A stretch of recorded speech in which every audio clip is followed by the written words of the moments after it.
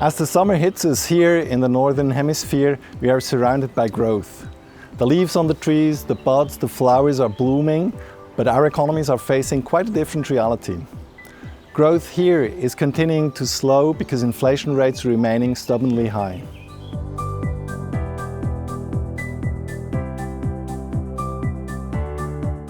So, central banks are desperately trying to get to grips with inflation by raising interest rates. But they've gone faster and harder than we hoped for at the start of this year.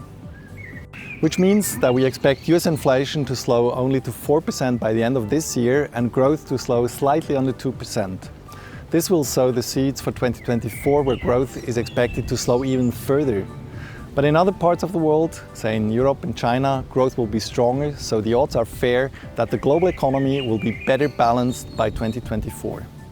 When it comes to recession, the slow growth could bring the US close to a grinding halt next year. But we continue to believe that there will be no globally synchronized recession for now. And why the odds for a recession in the US are the same as flipping a coin. Even if it were to happen, it will be a mild one.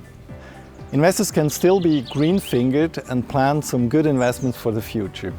Cash should be used only as a tactical buffer, not as a safe haven in these uncertain times. Be aware of inflation eating into the value of cash holdings. In equities, keep a defensive tilt in place and continue to focus on quality growth stocks.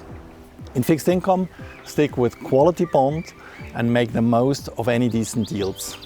Alternative strategies, and there especially relative value, are also attractive right now as investors can profit from market inefficiencies. And finally, the dollar will weaken, but don't let that fool you into the talk of de-dollarization, the long-term decline of the US dollar as a reserve currency. For us, it's a natural talking point after one of the strongest and liveliest dollar bull markets since 2009. But the data doesn't support it and is unlikely at this stage. So as we go into the second half of the year, investors can still make hay while the sun shines.